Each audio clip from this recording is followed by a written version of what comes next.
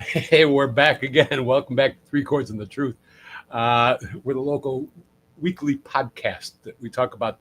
We talk to local musicians about who they are, what they do, why they do it, how they got to where they are today. And this is going to be a cool show too, because this is kind of our end of the show until after the Super Bowl. We've had a lot of really cool guests on over the last 4 years, and I put a thing up on our Three Chords and the Truth Facebook page. I was kind of shocked when I saw the guest list of everybody that we had and stuff like that. But anyway, I'm your host, Pete Kramer, over there at Master Control, Christian Dreschel, making sure that we don't swear because he gets mad at me if we say a blue word every now and again. And he'll be, if I say something the wrong way, he'll be giving me the finger and say, don't do that. But anyway, don't forget to join and subscribe to our Facebook and YouTube pages. The YouTube page is where you can see all the past shows of all the folks that we've had on in the past. Again, that was just mind-boggling to me when I saw all the cool talent Western New York has that we've had on the show. Also, Jim Kadrina's list. Jim Kadrina does such a cool job of promoting local music, and he puts the list together every Sunday without fail. Mm-hmm. And by about Tuesday, I make sure to take that over to my Facebook page for Three Chords and the Truth, because I'm not as ambitious as he is. And I guess you could call me lazy, and I just steal from him. But, you can find out where your favorite local bands are playing, up to and including these guys over here next to me, who I'll introduce in 1 second. I got to make sure that I always mention my friends Lynn, Bev, and Peggy at Special Spaces. Do amazing work for little kids with cancer. Always my band, the Eastwood Project. You can see eastwoodprojectmusic.com. We don't play out because nobody likes local music that does original songs, and that's all we do is original stuff. But you can still find us over there at eastwoodprojectmusic.com. And the script that I'm reading from says talk about upcoming shows, but we don't have any until after the Super Bowl. So without any further ado, I just want to introduce my friends AJ and Karson from Applejack Band. And congratulations to you guys on winning the Nightlife Best Classic Rock Band Award. Cool. Thank you. That had to be a huge honor for you guys. And some of the hardest working guys in local music. And local music, we've got so much cool local talent in Western New York, but these guys are kicking ass and taking names. When did Applejack start? April 2016. Oh, cool. Yeah. So you've got some tenure. Oh, yeah. Yeah, cool. It was kind of a long start. It took a while to develop because I was performing as a solo artist, and I kind of made more of a name for myself as a solo artist. But I had all these guitars at home, and I had all these amps, and I wanted to play with my toys. Yeah. So people would ask me, do you have a band? And I would just kind of say yes, and then just kind of find whoever would want to play with me. And then we just kind of put stuff together and played covers and did like a bunch of Jimi Hendrix and kind of a different set list than what we're doing now. And then started taking that more seriously, had a lot more fun with that. We were terrible in the beginning. Who is it? Everybody is, right? We played a couple clubs that were just like, it's really just not what we're going for. And we got that whole kind of speak because we were just winging it. And then interestingly enough, everybody who ever played in the band was just insanely talented.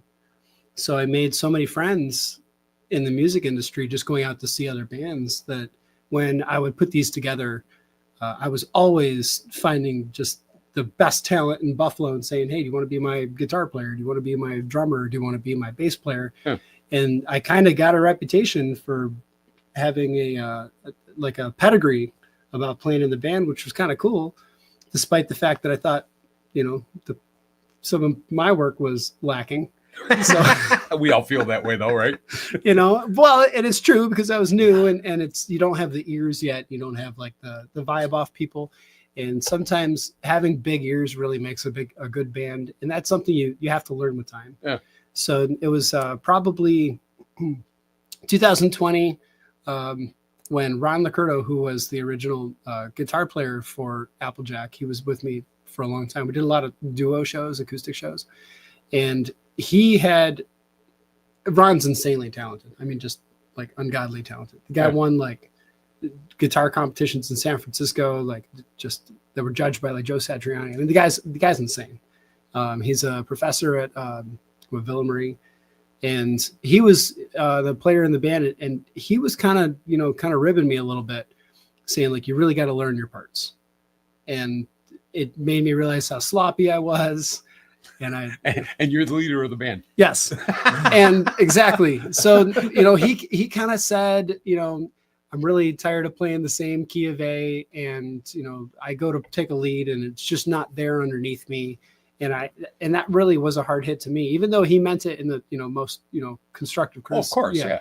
And he left the band, and then I kind of had to fill in his shoes, but then I realized what he was saying, because the band wasn't hitting all the changes. They weren't hitting all the parts that really make you the tight, good band. But so, was it always called Applejack Band? Yes. Okay. Yeah, it was actually went through a country phase. It was Applejack Blues Band first, and then it was Applejack Country. Okay. And then it was Applejack, because was it always a trio? No, it was a 4-piece. Okay. And when Ron left, then it became a trio. And then I started doing the guitar work and the vocals, but I also started holding the band accountable to learning the parts. Right. And that really elevated the band. I had incredible players who were already probably hitting those parts. It was really just me not doing them. But then when I held the standards at just a higher level, because I was kind of, my ego was kind of hurt with losing Ron because of my own lack of studying. I took it really personally that I need to learn these songs. So I sat down and I spent probably, like a week on one song. And I would spend 5 seconds of the song I would just obsess over until I got it right. That's amazing how just a little bit of practice can make it so much more listenable. Yeah. And then we went through a couple guys, like there was Larry Kramer and Pablo Zabricki. They joined. They were just so fun to play with, but we were really kind of more of a jam band still. And I really wanted to go into the whole let's be specific. I want to play the song the same way every time, because that's how the record is. Yeah. And then if anybody ever filled in, they would practice to the record and then they could fit right in, and you're playing it right. Okay. And so we, even if we did anything that was away from the record, it was the same every time, and it was structured. And then and Karson joined, and he kind of adopted my psychotic structure, and honestly, you just saw the band really go from what we were to, I hate to say it, but kind of overachieving. We're a 3-piece band that, we're playing some really great shows. Well, look, man, I want to get to Karson. I absolutely do. But I wanted to say this because, I've not been to any of your shows. However, I've watched, YouTube videos and Facebook videos and stuff like that. And the one thing that, and correct me if I'm wrong when I say this, but this is what I perceived from watching the videos, is that like you're out there, you get the white Gretsch guitar. Is it a Gretsch? The Gibson Les Paul. Gibson. Oh, really? Yeah, Les Paul custom. It's a baby. I better better relook at the videos. But no, when you're playing and stuff like that, I mean, it's like you've got control of what's going on. It's like you're there, and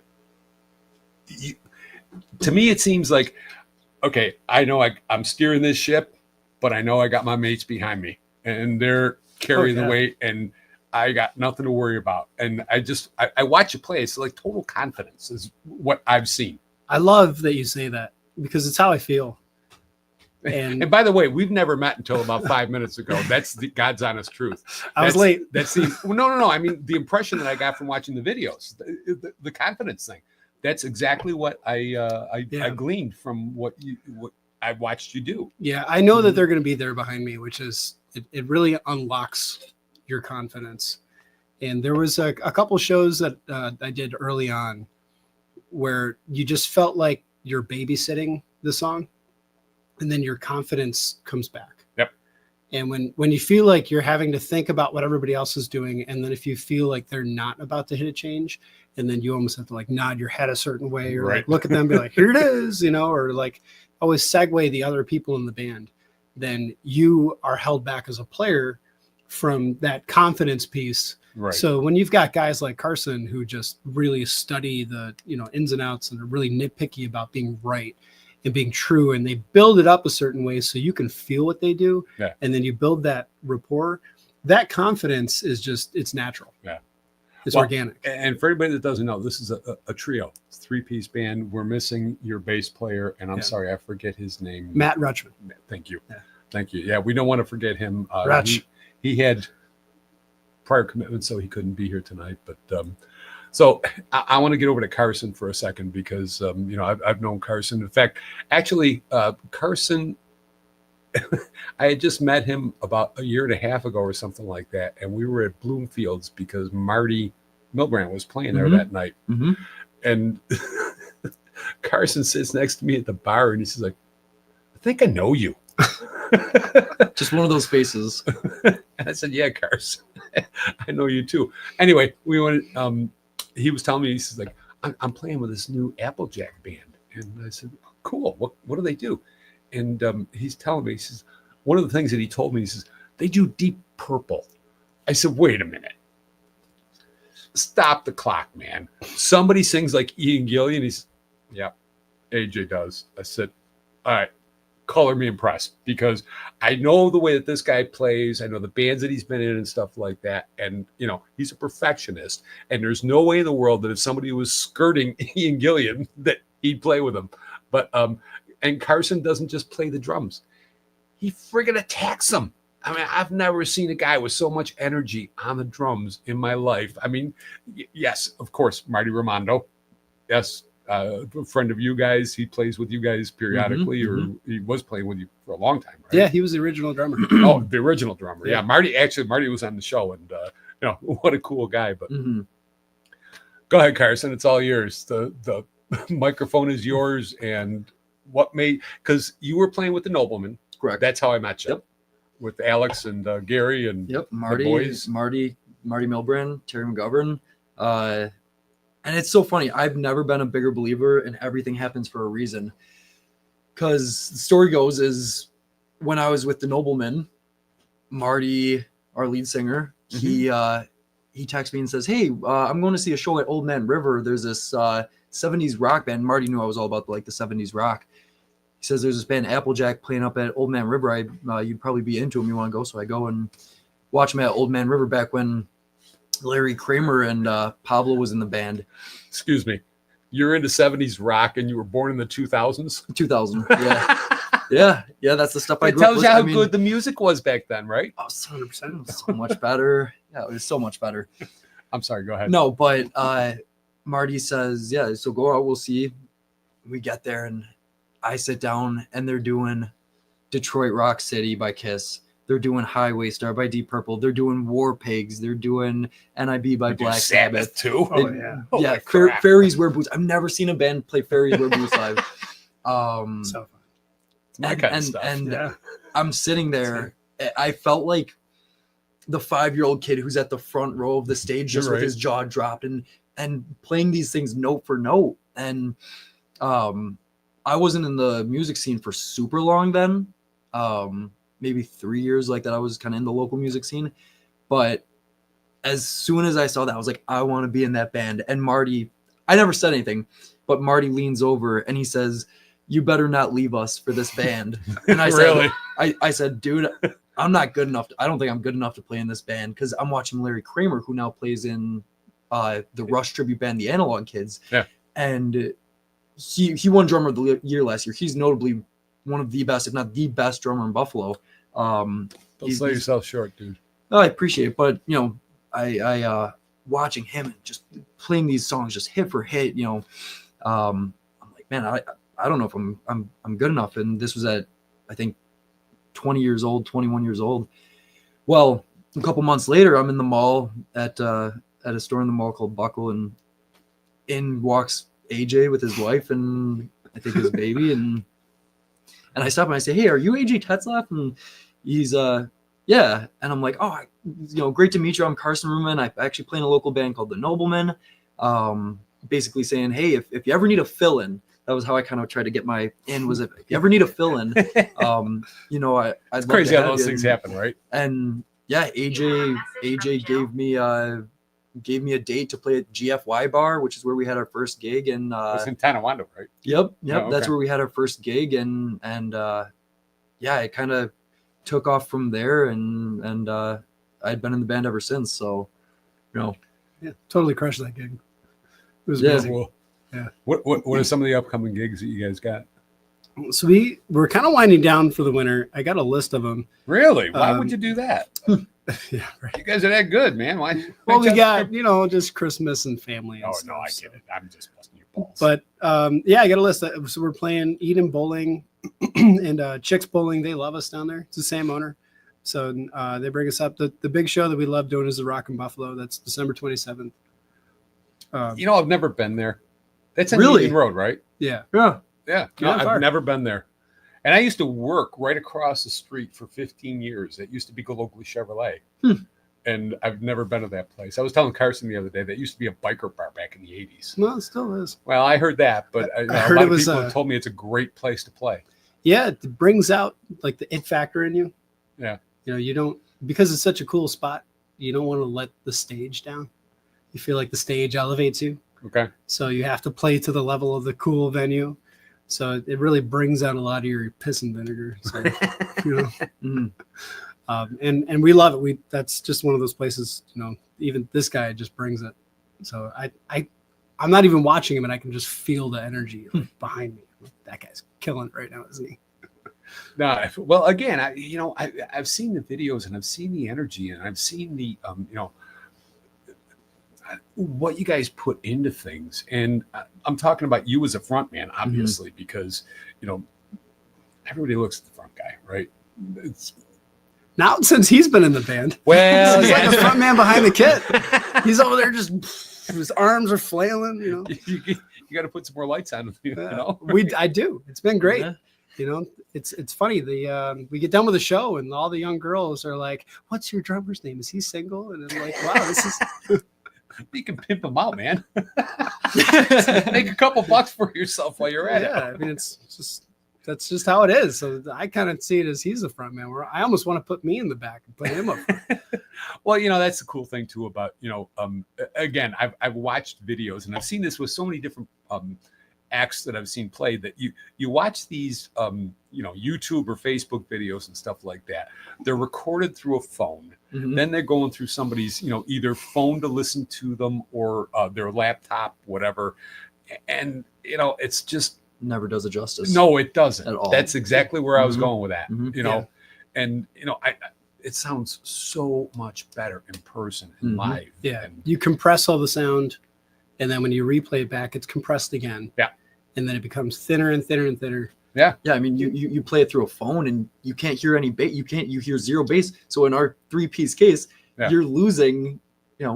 tinny. I'm not a math guy, but 33% of the band, Sure. 1/3 Yeah. of the band. So that's huge. So now you're just hearing a lot of crash cymbal and guitar and vocals through Yeah. a phone. So Well, not your bass player. Has he been with you since the beginning? Or- No, he started, I want to say 2018, 2018. Well, that's 6 years, man. That's Yeah. pretty good. And I don't want to, just because he couldn't be here, I want to make sure he's got some Oh, he gets love. We love him. Mhm. recognition. Yeah, Matt Rutschman's our boy. We love Okay. him. So monster on bass. yeah, he's probably like one of the better. Probably just, I'll say this: he's the best musician in the band. I mean, he's like a scholar of. He's a music teacher. So, Really? but he's got that live knowledge that just happens like while you're playing, Yeah. where he can hear every note that you're playing, and then he knows why you chose it and how that changes the song. And he's just got that, do this if you do this works, but this doesn't kind of thing. And it happens live where he doesn't have to think about it. Yeah. It's just common language to him. Yeah. And to me, something like that, I would almost want to sit down and think about and then go do. So Mhm. he's just so incredibly knowledgeable and on the spot. It's unbelievable. So huge props and huge ups to Rutch. Yeah. Well, and again, that's why I want to make sure that he was included, just because he couldn't be here. Now, do you do any other projects besides Applejack or? Yeah, we both do. So Mhm. we kind of fill in here and there. I was playing with Dirty Shirley and Carson's. Seems like everyone lately. Yeah, I fill in for a lot of, over the summer. I've been filling in for the 5D band. On drums? They lost their drummer. I was playing with Zach Gherkin band for a while, doing rhythm guitar for them. But I kind of stopped playing with them because I wanted to get better at guitar, and I said, you know what, guys, I need to sit back. I can't be up on stage. Wait a minute. How long have you been playing guitar though? I got into it like 2 years ago. I was going to say it's about 2 years, right? Yeah, that's when I started like picking up the chords and everything. So I was playing with Zach Gherkin. I fill in whenever people ask. I was filling in for Cammy Clooney. Who else? I'm missing people, but yes, but no, AJ Applejack is that's the band. Like people say, who do you play for? It's cool. But AJ, when you say that you've got other things, I mean, do you still go do your own acoustic thing, or Yeah, I try to keep it. I really want my availability to be available for the band? Applejack. Sure. And the biggest thing that I've always said, and almost kind of the reason for a lot of the success that we've had, was availability. Mm-hmm. We are a 3-piece band, so we're not going to get the first booking. Yeah. We don't get priority booked. But then when all the, we'll call them the good bands, when their schedules are all full, they start looking to like the next tier. They start looking at, okay, who can we fill in? And sometimes when all the other bands that they wanted as like a first come first pick, and maybe it's just because genre, they're like a pop band and we're like a classic rock band. We're not really the right demographic.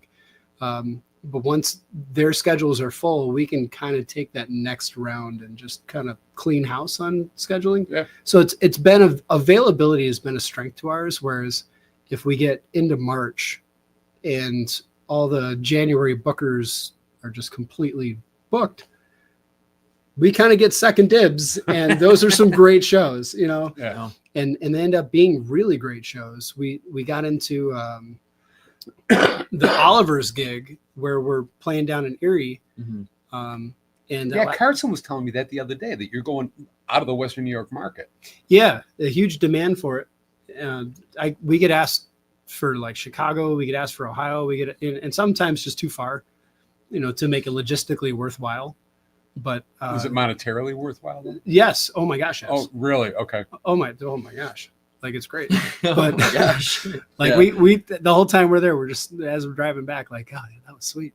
But when we play the Oliver's one, there's like almost 3,000 people right up on top of the band. Mm-hmm. Wow. The first time we played there, we had like 1,000 or 1,500 or something, and then they said it was a slow night, but we had such a good vibe and such a good crowd. And they said, you guys were one of the best bands we had. So we're like, well, we only got this opportunity because of being available. Yeah. Which was, again, to the point. But then we played there a second time and we had almost 3,000. Mm-hmm. And they were like, we Wow. need you guys here on a monthly basis. So it became the strength of the band is don't fill your calendar when the good kids, can't find anybody, Yeah. be available. Right. And then that's really what elevated us, which, Man, that's amazing. Yeah. That's amazing. I was telling Karson the other day when we were talking on the phone, I said, I know of another band. I'm not going to mention the name right now, but they were telling me about how much money they made going just to Erie. yeah, Mhm. that's where it is. And it's like, Oliver's near you. Really? Around here, you wouldn't get a third of that. No. And Yeah. There's a lot of competition in the local scene. I'm sure anybody that's watching this podcast probably knows that. I think Yeah. there's like Yeah. there's 150 bands right now, and there's And probably good bands. great bands. Yep. Yeah. And there's Yep. probably 75 venues, like, in a good weekend that are booking. Yeah. So there's a lot of competition and supply and demand. That just means that, sometimes the best price wins, and, the best band just might get left out. Right. And there's also a really good market for the upper tier bands where there's, maybe like 10 that a really quality venue wants. Yeah. And you have to be in that echelon and, or that tiering, and they'll book those, and they get steady work. And see, now you guys are younger than I am. I'm not going to mention by how much, but you are. Not that much. No, by a lot. But in the 70s, there was like, I don't know, maybe a half a dozen, big venues around Western New York, and probably about that many bands, or at least that's what I remember. And I remember guys that we're all musicians, right? They all quit their full-time jobs because they were making so much money. Sure. Because there wasn't that much competition. There was a lot of places to play. But back then, you'd walk in, they were charging $1 at the door, and you could get a picture for $3. The house was making money, the bands were making money, and they were cramming people in there, and it was just a whole different scene. So that's what, when you guys tell me these stories about how much money other areas pay, it just, don't worry about it. Mine did the same thing. Yeah. Well, to that point, Erie's got the crowd. Yeah. If you go to the bars in Erie, they're packed and they're full of college kids. Okay. That have nothing better to do but spend their money. Well, that's another question, though, because you just said the next thing I was going to ask. It's college kids. What Karson said before, he was born in 2000 and he digs the music from the 70s. You're playing Black Sabbath and Deep Purple. I mean, that's from the early 70s. That's the birth of metal back then. Oh, yeah. And you got college kids coming to hear you guys play that music that's 55 years old. We promote as a 70s rock band where we would like to think we're really good at it. But then we also are chameleons because we also want to keep working. So right. So when you get to, good way to put it, when you're playing Hot for Teacher and this guy's out there nailing, everybody's going woo, but then there's a whole bunch of girls in the crowd that are his age. It just doesn't hit the same. Yeah. So then you got to switch back to the Mr. Brightsides and the Shut Up and Dance. And you just got to be a chameleon and take your shots. And then if you get a spot where you feel like the crowd is ready for a punch them in the mouth kind of song, you can fit in one of your own. But that's really how we've done it, and it's been really well received with that generation. That was another question I was going to ask you. Do you guys write any of your own stuff, or is it all do you just do covers? Nothing that we've put in the band. I'm sure he's written stuff of his own. I've written stuff of my own. We haven't put anything into the band. No, well, the reason I say that because I've gone down south. The one time I was in Alabama, the one time I was in Florida, the one time I was in South Carolina, and they told me that I still remember walking into this place called Floribama. It's a cool place. Half of the bar is on the Alabama borderline, the other half is on North Florida borderline. Yeah. And it's the coolest place. They advertise that they have 30,000 bras hanging from the rafters. But I walked in there and there's this, little girl. She couldn't have been more than 5 feet tall, playing this big white Fender acoustic guitar, and she's just singing her heart out, only doing songs that she'd written. And I asked the bartender, I said, do they do covers? He says, like, no, you do covers around here, we throw you out. We want original songs. And AJ doesn't know this, but Karson does. I'm a writer, right? And we're on our halfway through our 7th album of original songs, and I'm like, what is the difference? I mean, why? If you go down south and they'll throw you out for playing covers, but if you go to play in Buffalo, they'll throw you out if you play original songs. It's culture. It's ridiculous. It's the culture, and a lot of it's perceived. It's kind of that perception is reality. Yeah, it's whatever the guy who books thinks is going to fit. And they don't always know what's best, but they know what their cash register looks like at the end of the night. You know what, man? I've said this on this show a lot of times before. I remember going back about 15 years ago, trying to get a job for the band that I had back then. And I was talking to this one club owner, and exact words, this is verbatim. This is not something I made up. He's like, I don't care if you're the goddamn Beatles. If you don't sell beer for me, I got no use for you. Right? Yeah. We're glorified beer salesmen. Right. I've always called us the drinking coaches. Yep. That's what we are. No, I totally agree. Anyway, we're getting close to the end. I want to make sure tomorrow night, Karson is going to be playing with last week's guest, Marty Milbrand, at Bloomfield's. And yours truly will certainly be there because I want to see this. It was like when I said to you earlier about being at Bloomfield's, you sat next to me. Yeah. Like all of a sudden, Marty calls Karson up and doing a song. Holy crap, you guys are really good together, man. Yeah. You know? Yeah. Trying to get into the singing in the acoustic solo scene or duo, or maybe he and I can eventually get into doing some stuff because he does the acoustic solo, and that's these guys kind of inspire me to get out there because I like to sing. I like to play guitar too, even though I just kind of started with the guitar thing. Yeah. I'd really like to take off doing the acoustic and singing thing. Well, you do it very well. I got to admit. Thank I you. really have to admit that because when I had seen you before, it was always playing drums, and I'm like, who the hell's that kid, man? He's attacking those damn drums. That was really one of my good. first times actually that you saw me. That was one of my first times ever singing. I think singing in front of people, not playing the drums, because I would play the drums like with the Nova, or same with Applejack. I play the drums and I sing at the same time. Yeah. But the night you saw me might have been one of the first times I'd ever sang in front of people through a microphone. That was a while ago. Well, a year and a half ago, right? Something like that. Yep. And Bloomfields has become such a cool place because there's so many, we just, last week I went and saw Prestige Worldwide Band. They were great. And, how they're fitting all these cool acts into this small area to me is just, it's amazing. But, Tom that runs the place, he does an amazing job, and he really appreciates what people do. Mm-hmm. Anything else you guys want to add? More than we'll listen, because this is your show. It's all about you. Yeah, well, I just want to say incredibly grateful to Karson for joining the band. Cool. It's just it's been between Matt and Karson, it's like just having two new brothers.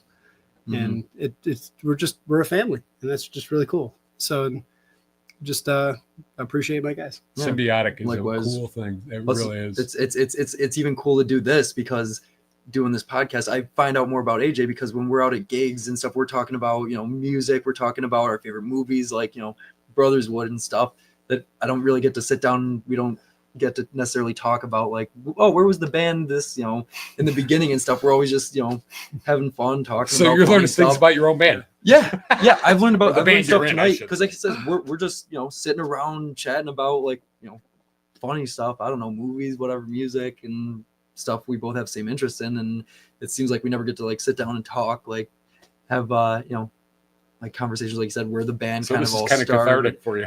Well, I wouldn't say cathartic, mostly because I don't know what it means. But no, Okay. like I said, this is even for me. This is a cool thing to hear certain things that it's like, oh, I never knew that. And you just defined it. It's all good. You just defined what cathartic means. There Two you more go. questions. First of all, one of your former bandmates, Gary Pancho, he told me that you guys don't rehearse. Is that true? Yes. You don't rehearse? Well, we discussed. Wait a minute. The whole first part of the conversation, you told me about how you rehearsed. Now Okay. you tell me you don't. we So- don't as a band. It's not rehearsing, it's plotting, and Okay. it needs to be right. And I've found that when you rehearse, oftentimes if you don't get something right, there's like this weird inability to communicate, and then everybody kind of breaks down, and then they just go home and they let it fester until it never gets worked on and it never gets right. So instead of doing that, we basically text each other the breakdown of the song. Say we're gonna do this twice, then we're gonna do this one hit, and then we're gonna and we describe it to each other, and it's just all 100% works? communication. But then really we're just talking about the song itself. So if you're gonna practice it, you're practicing to the actual song, so you can rehearse along to the song as it is recorded on studio or the live version if that's what we're doing. And then we just discuss, hey, make sure you pay attention to this part. Pay attention to this part. Pay attention to this part. And when you get to the gig, everybody's done their homework, and you don't need a rehearsal. So much of it is cues, taking cues from Matt, taking cues from at least for myself, taking cues from AJ. AJ's the best at giving, turn around, giving me like, I just need a look. That's all I say. Just give me a look when we're at the bridge, going into this part of the solo, and plus he's playing the solos note for note. So I know where he is in the solos. That's why I'm like, I need more guitar in my mix. So that way I can hear the solos because I know he's going to play it note for note. So if I learn the guitar solo, I learn the guitar solo before I learn the drum part because I do. I learned this. I just learning the song, know the song, then learn the drums. Because once I learn and I know the song, I know that he's going to play it the way the recording is. I know that Matt's going to play it the way the recording is. So if I just show up and play the drum part and I know their parts a little bit and how the song goes, I know where to come in out of the solo. I know where to go into the bridge, how to end the song. That's simple. It's faith in the professionalism of your bandmates. Yeah. Oh, that means a lot, no doubt. But I'm going to go back again one more time because we're going a little bit too long. But I watch you guys in the videos, and you seem like such a tough ass on the stage. And you're such a nice guy in person. I mean, it's like, man, he looks angry. No, you're a nice guy. Nicest. All right, last question I got. We can wrap this up. Where did Applejack, the name, come from? It's actually a fun story.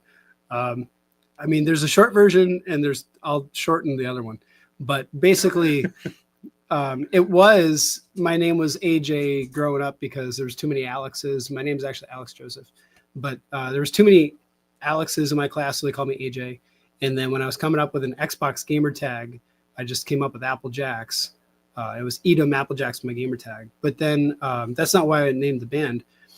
I was doing mixed martial arts out of college. I did it for like 7 years. I was like traveling and we were in Toronto doing like the tournaments and stuff. And I weighed 210 pounds.